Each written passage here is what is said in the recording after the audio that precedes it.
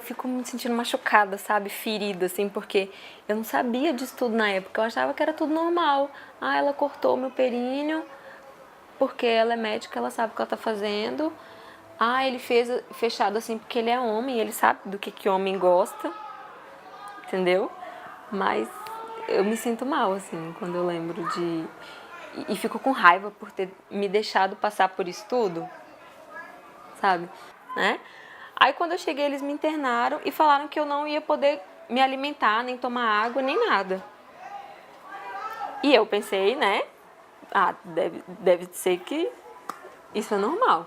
Mas não é. Hoje a gente sabe que se a gestante quiser se alimentar e tudo, ela tem esse direito, mas na época eu não sabia disso. Aí, quando eu cheguei, eles já colocaram um soro em mim, não me falaram o que era, não perguntaram se eu queria colocar. Eu só fiquei sabendo que era ocitocina anos depois, assim. Aí, tá, e eles colocaram soro, sem me informar nada, e me deixaram lá sozinha também, numa sala de pré-parto, né?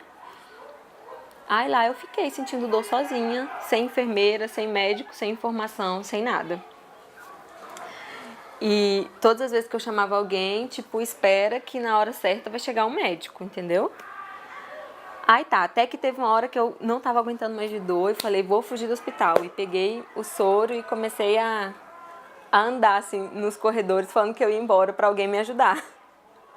Aí veio uma enfermeira comigo, atrás de mim.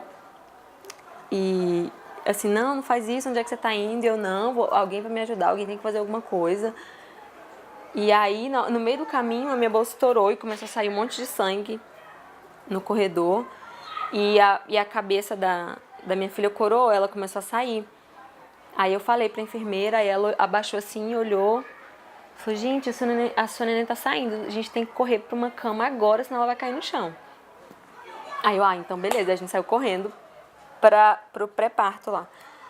Aí quando chegou lá, não tinha médico, porque era no horário de almoço, então estavam todos almoçando.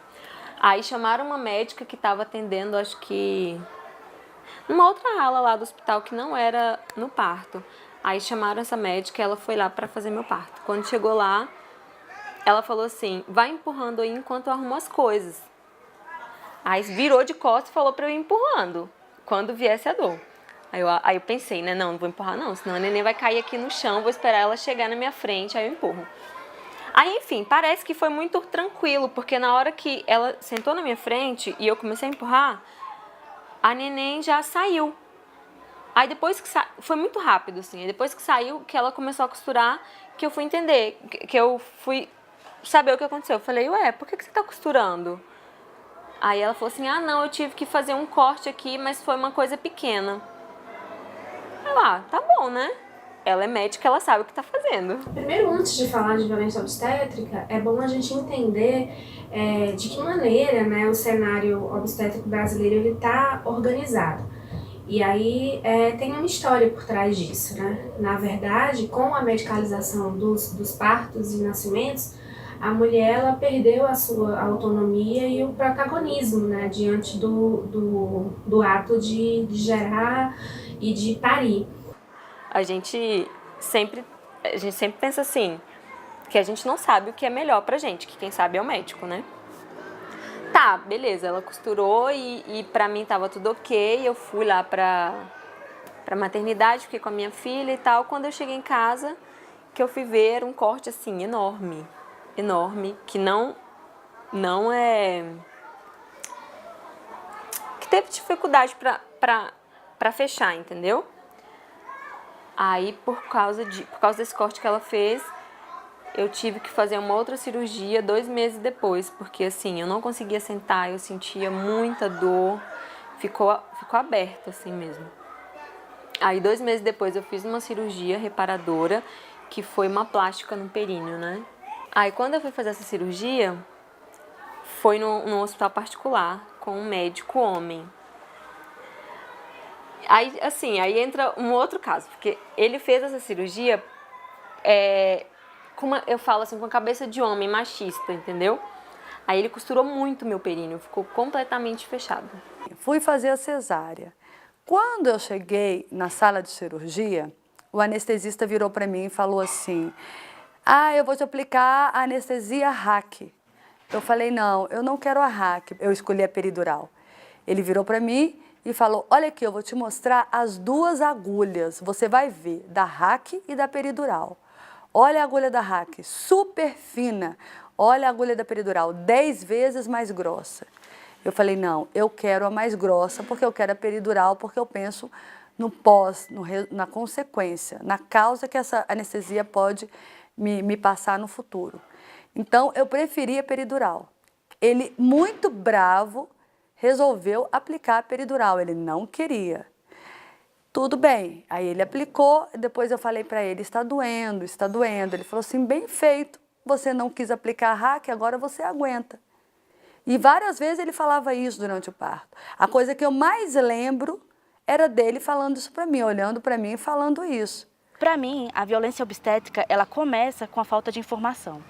A partir do momento em que você procura um serviço de saúde e que diz, estou gestante, estou dentro de um serviço, e que esse profissional ele não te orienta da forma adequada, ou omite algum dado, ou te orienta de forma errada, ou, enfim, esquece de te falar alguma coisa, a violência obstétrica começa aí.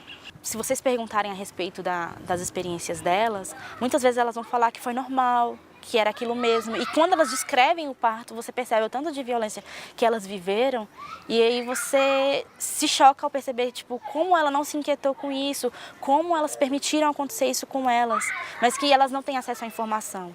Então, aquilo ali é a realidade que elas têm e a verdade que elas acreditam, e aí elas não vão reconhecer. E acho que é aí que é o ponto da gente pensar e voltar o nosso olhar para isso. O reconhecimento, né, do que ela representa na sociedade, que a maternidade não é uma questão que deve cair em cima da mulher, digo, todos os aspectos da maternidade, né? A responsabilidade é não só da mulher pela criança e pelo todo o desdobramento da primeira infância, porque a Constituição do Brasil tem a proteção da maternidade e da primeira infância, né? E o moço falou assim, por que você está chorando? Se você parar de chorar, sua filha vai nascer logo. E quanto mais você chorar, você vai ficar por último. Bom, tudo bem. Aí, então, mandava fazer força para jogar a criança para fora e fazer coisa de cachorrinho. Mas a Jéssica não nascia. O que acontece? Quando eles perceberam que minha filha já estava passando da hora de nascer, ela inclusive fez até cocô dentro da barriga, né? E aí eles me abriram com ferro, na época se chama-se parte fósfide, e puxaram aquela criança numa violência que eu percebi que aquilo já não era mais um parto, aquilo ali era um sofrimento. Eu já nem queria mais ser mãe naquele momento. Eu achei que esse momento lindo para mim não era mais um momento lindo, era um momento frustrante, porque eu estava sendo violentada. O meu papel é dar suporte presencial contínuo, ou seja, eu fico junto com a mulher durante todo o trabalho de parto e eu trago para ela todos os recursos para auxiliar ela a passar pelo trabalho de parto, todos os recursos não farmacológicos. Então eu trago para ela recursos para o auxílio da dor, recursos para ajudar o trabalho de parto a evoluir, a fluir. Eu cuido dela, da alimentação dela, eu dou água na boca, eu ajudo ela a se vestir, a se despir, eu faço massagens, eu cuido do conforto dela físico e do seu bem-estar emocional. Muito do meu trabalho é ajudar a mulher a lidar com o seu medo durante o parto. E isso é muito, muito importante. No Brasil, um dos grandes problemas e um dos fatores que levam as mulheres a pedirem por cesárea, muitas vezes, é o medo do parto. Então eu sirvo como um auxílio para o medo. Tem algumas centenas de doulas atuantes aqui no Distrito Federal. E existem doulas de vários tipos. Como nós ainda não somos uma profissão regulamentada, nós ainda não somos contratadas pelas instituições. Mas já tem doulas como em qualquer situação de violência ou abuso, a ignorância da vítima é um recurso muito importante para que aquela situação de abuso e violência se mantenha. Então o conhecimento é a chave para ir desmontando a violência obstétrica. a começar a trazer para as mulheres a informação sobre o que é violência obstétrica. Muitas pessoas não sabem, inclusive muitos profissionais ainda não estão familiarizados com os termos, ainda não estão familiarizados, né, com o fato de que procedimentos desatualizados constituem violência obstétrica, por exemplo, né? A gente cria na nossa cabeça uma A casa de parto, ela é uma maternidade, né, que faz parte do rol das maternidades da Secretaria de Saúde. Então, as mulheres que vêm parir aqui conosco, elas precisam estar vinculadas pelo pré-natal nas unidades básicas de saúde da região de saúde leste. Então, a paciente ela é acolhida no consultório, ela tem uma escuta, né, qualificada, toda a avaliação dos registros do cartão de pré-natal. Então, assim, se ela é uma paciente dentro, que atende os critérios de admissão, né, então ela vai ser admitida junto com o seu acompanhante. Então, eu tive até que pôr o acompanhamento psicológico durante o tempo que eu tinha raiva da minha filha. Eu achava nossa, por que ela me fez sofrer tanto assim, né? Então, realmente, aquilo ali foi uma coisa naquele momento bonito da minha vida, foi um momento ruim, de sofrimento, e para mim, eu sinceramente, passei muitos anos sem ter outra filha. Em violência obstétrica, elas estão mais propensas a desenvolverem quadros depressivos, né, de depressão pós-parto. Elas podem ter dificuldade de vinculação afetiva com esse bebê. Elas podem ter problemas relacionados à sua sexualidade, demorar um pouco mais para retomar a vida sexual e aí traz implicações, né, negativas para o relacionamento com o parceiro. Então, ela vai ser acompanhada durante o trabalho de parto pela enfermeira, pelo técnico de enfermagem. Ela vai ficar no ambiente, né, que é o PPP. Né? O ambiente do PPP, ele é um ambiente que vai acolher a paciente ali durante o trabalho de parto, o parto e o pós-parto, né? Então, a paciente ela não é mudada de ambiente, né? Ela não sai daquele ambiente durante a internação. Ela tem todo um acompanhamento integral, né? De partejar mesmo a mulher, né? O profissional, ele, na medida do possível, né? Também, obviamente, de acordo com a demanda daquele dia, daquele momento, a paciente vai ficar ali, vai usar os recursos facilitadores do parto. Que recursos são esses? A bola, o cavalinho, o chuveiro, o banho morno, né? A gente vai orientar para que o acompanhante faça as massagens, caso a paciente se sinta confortável com isso, né? Quando a equipe está mais disponível, né? A enfermeira ou a própria técnica de enfermagem assumem esse cuidado, acompanham mais de perto. Ela vai se alimentar, né? Ela não vai ficar em jejum durante o trabalho de parto. Ela vai, né? A gente tenta colocar uma musiquinha ambiente, né? Então, assim, ela fica ali com privacidade, com liberdade de movimento, com liberdade da escolha da posição dela no momento do parto, né? E o humanizado é você olhar para o outro como único, porque aí você consegue entender qual é a necessidade daquela pessoa. Isso é humanizado. Ela é protagonista do parto dela, da vivência dela, né, do nascimento do filho dela.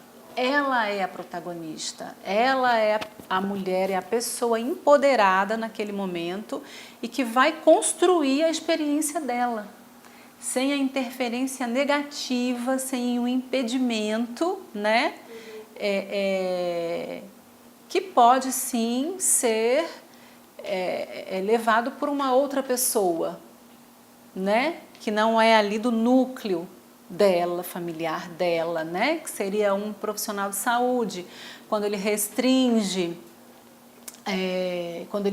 a paciente ao leito, quando ele acha que é importante ela ficar em jejum, quando ele não escuta, não atende à necessidade, né? Então, obviamente, um parto sem essas condições, né, não vai levar a mulher a ter uma experiência positiva, né?